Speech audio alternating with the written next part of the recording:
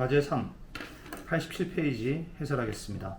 짧은 지문이지만 정보의 양이 많고 적용하는 문제가 있어 좀 어렵게 느껴질 수 있어요. 선생님은 7번 문제 정도를 풀어드리겠습니다. 6번은 여러분이 충분히 해결할 수 있는 문제 형태가 될 거예요. 첫 문단을 어떻게 자르냐에 초점을 두고 읽어보세요. 우선 암호 기술이 나왔고요. 암호 기술의 사례로 해시 함수를 활용한 암호 기술이 나와요. 해시 함수를 잘 이해하는 게 중요합니다. 여기서부터는 여기까지입니다. 자, 해시 함수란 입력 데이터 x에 대응하는 하나의 결과값을 일정한 길이의 문자열로 표시하는 수학적 함수이라는 점이고요.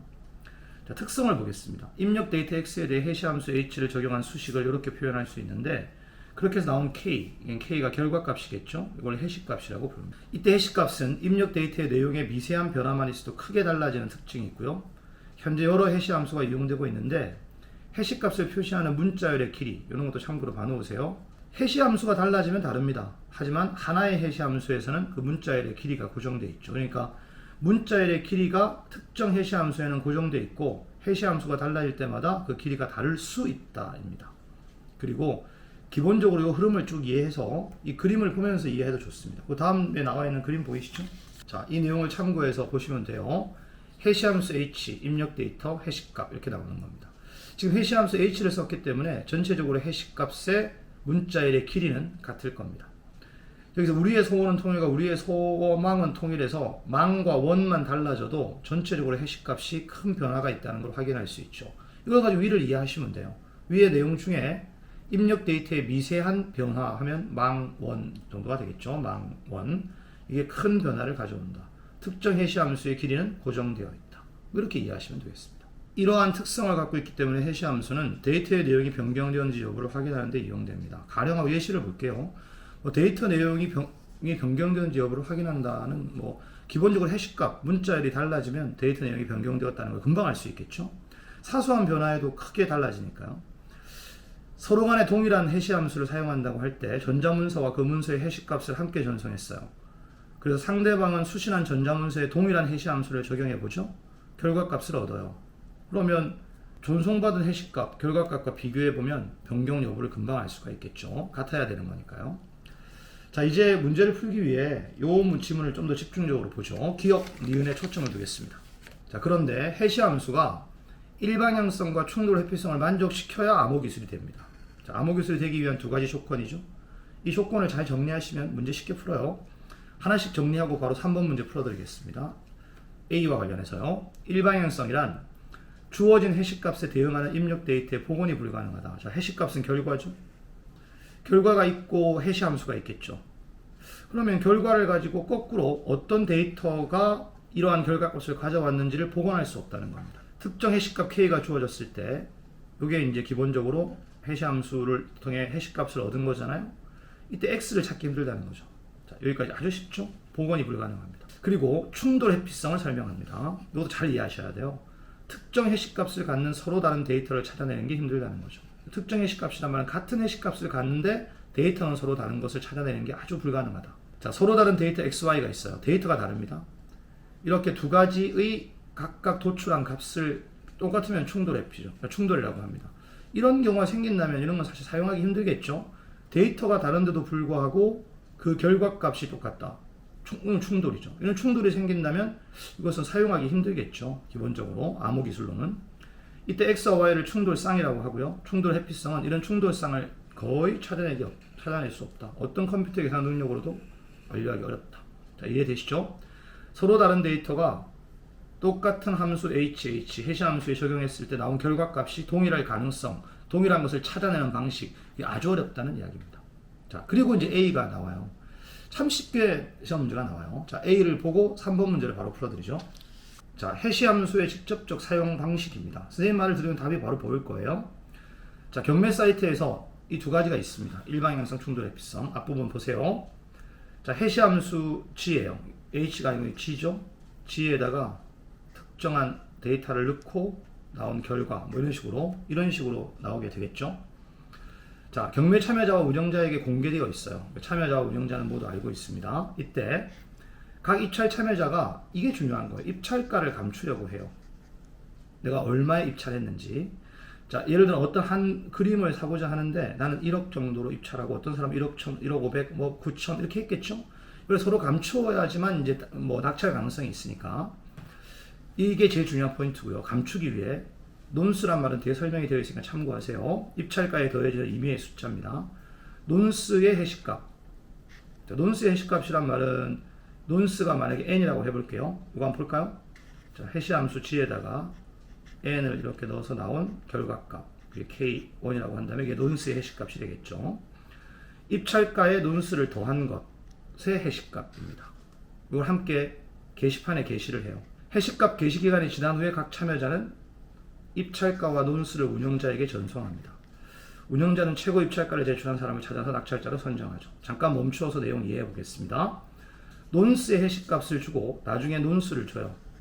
운영자에게. 그럼 운영자는 이 논스를 G 함수, G라고 하는 해시 함수에 적용해서 K1을 구할 수가 있겠죠. 그렇다면 이 사람이 처음에 제출한 논스가 옳은지 그른지를 판단할 수가 있어요. 이해되시죠? 자, 논스의 해시값을 먼저 논스의 해시값과 입찰가의 논스를 더한 것의 해시값을 게시판에 게시를 해요. 그럼 게시된 것이 거짓일 수 있어요. 나중에 거짓이라고 말할 수 있어요. 그렇게 할 수 없도록 논스를 운영자에게 전송해요. 운영자는 이 논스를 가지고 논스의 해시값을 구할 수 있어요. 입찰가를 운영자에게 줘요. 그러면 논스의 해시값을 구했으니까 입찰가의 논스를 더한 것의 해시값도 구할 수 있어요. 자, 예를 들어 논수의 해시값을 선생님이 간단하게 A라고 해볼게요. 입찰가의 논수를 더한 것의 해시값을 B라고 해보겠습니다. 이 A와 B의 상태만 보고는 거꾸로 데이터를 알 수가 없어요. 그게 일방향성입니다. 이해되시죠? 논수의 해시값과 입찰가의 논수를 더한 것의 해시값인 결과값을 보고는 입찰가가 얼마인지, 이 사람의 논수가 얼마인지 이런 것을 게시판에 게시되어 있다고 해도 알 수가 없는 상태인 거고, 심지어 운영자도 전혀 알 수가 없어요. 왜? 일방향성 때문입니다. 이해되시죠? 자, 근데 나중에 결과를 봐야 되니까 기한이 지난 다음에 참여자가 밝혀요. 나의 입찰가는 얼마고 논수는 얼마예요 하고 운영자에게 전송을 해줘요. 그럼 운영자는 A와 B를 구할 수가 있어요. 같은 함수 G를, 같은 해시 함수 G를 적용하면 논수의 해시값도 알 수 있고, 그러면 논수를 알게 되고, 이거 밝혔으니까요. 그 다음에 논수와 입찰가를 더한 것의 해시값도 알게 되죠. 그러면 이 사람이 처음에 제출한 입찰가가 사실이라는 것도 확인하게 되는 거죠. 그래서 운영자는 그 중에서 가장 높은 입찰가를 제출한 사람을 선정하죠. 그래서 보안상의 문제를 해결할 수 있다. 이때 보안상의 문제를 해결할 수 있다는 게 입찰가를 감출 수 있다는 겁니다. 논수의 해시값과 입찰가의 논수를 더한 것의 해시값만 가지고는 입찰가를 알 수가 없으니까요. 서로가 서로의 입찰가를 알 수가 없죠. 충돌 회피성이 있다면 같은 입찰가에도 뭐 비슷한 논수까지 같다면 같은 결과값이 나올 수가 있단 말이죠. 그러면 문제가 생길 수가 있죠. 다른 입찰가에 같은 결과값이 나온다면 문제가 생기죠. 충돌 회피성이 있어야만 입찰가가 다르면 반드시 결과값도 다르게 되는 겁니다. 자, 이제 문제 풀어가죠. 가에 따라 보기의 사례를 이해한 내용입니다. 자, 입찰가는 감춰야 돼요. 마지막까지. 그리고 논수의 해시값과 입찰가의 논수의 해시값, 이 두 가지는 기본적으로 게시판에 공지를 하겠죠. 자, 바로 갑니다. A는 ARM 모두를 말도 안 돼. A가 입찰가고 운영자에게 전송하는 건 마지막에 A와 입찰가와 확인하셔도 됩니다. 논스를 제시하죠. 더하기 논스입니다. 이 두 가지입니다. 이거는 게시판에 들어가 있는 거예요. 논스의 해시값과 입찰가와 논수의 해시값이 게시판에 올라가 있는 것이고, 운영자에게 A, 즉 입찰가와 논스를 나중에 전송하죠. 운영자는 해시값을 게시하는 기간이 마감되기 전까지, 그렇죠, 기본적으로 입찰가를 알 수 없죠. 왜냐하면 입찰가를 숨기기 위한 것이죠. 그러니까 해시값을 게시하는 기간이 마감되어야만 입찰가와 논스를 운영자에게 보내게 되니까 그 이전까지는 어느 누구도 일방향성에 의해 입찰가와 논스를 정확히 알 수가 없는 거죠. 3번, M과 N이 같으면 이라고 했어요. 입찰가와 논수의 해시값이 같으면 RS가 다르더라도 했어요. 논수의 해시값이 다르다. 논수의 해시값이 다르다는 말은 충돌 회피성을 참고할 때 논수가 다르다는 거예요. 그럼 입찰가가 같다 하더라도 여러분, 논수가 달라지면 이 결과값은 달라질 수가 있죠. 그래서 3번은 틀렸습니다. 그리고 MN이 같다고 해도, M과 N이 같다고 해도 논수의 해시값이 다르다면 입찰가가 달라져야 되는 거죠. 입찰가가 같다는 것은 타당하지 않습니다. 자, A와 B 가운데 누가 높은 가격으로 입찰했는지는 맞는 걸 쓰는 거 2번이 답이죠. 알 수가 없다니까요. 누가 높은 가격으로 입찰했는지는 R과 S를 비교하여 정한다라고 했는데요. R과 S를 비교하는 것은 논스값만 비교하는 겁니다. 그러니까 높은 입찰 가격으로 입찰하였는지는 사실 해시값만 가지고는 알 수가 없어요. 나중에 입찰가를 줘야 그때 비로소 알게 되는 거고요. 그 사람이 이제 제시한 입찰가가 진짜 맞는 것인지 그거는 여기에 게시되어 있는 해시값을 가지고 검증할 수가 있는 거죠. 얘가 입찰가를 처음에 자기가 올린 입찰가를 속일 수도 있으니까 속일 수가 없게 해시값들이 있어요. 그러니까 이 입찰가를 가지고 나중에 운용자가 논스의 해시값을 통해 논스가 맞는지도 확인할 수 있고 입찰가 더하기 논스의 해시값을 계산해서 이 사람이 게시한 해시값이 맞는지도 확인할 수 있으면 입찰가를 나중에 알게 되겠죠. 그러니까 RS만 가지고는 알 수가 없죠. 그다음 B가 게시판에 M과 R을 통해 A의 입찰가 A를 알아낼 수도 있으므로 절대 알아낼 수가 없죠. 일방향성입니다. 그래서 결과값을 가지고는 전체적으로 그 이전의 데이터 값을 알 수가 없죠. 그래서 5번도 틀렸습니다. 지금 5번은 선생님 설명을 들었으니까 화면을 보지 않아도 이해가 될 거예요. 알아낼 수 없도록 만드는 게 핵심이니까요. 나머지 문제는 여러분이 스스로 풀어볼 수 있을 거라고 믿습니다. 읽으면서 잘 이해된 걸 바로바로 지우는 방식으로 문제를 해결했으면 좋겠어요.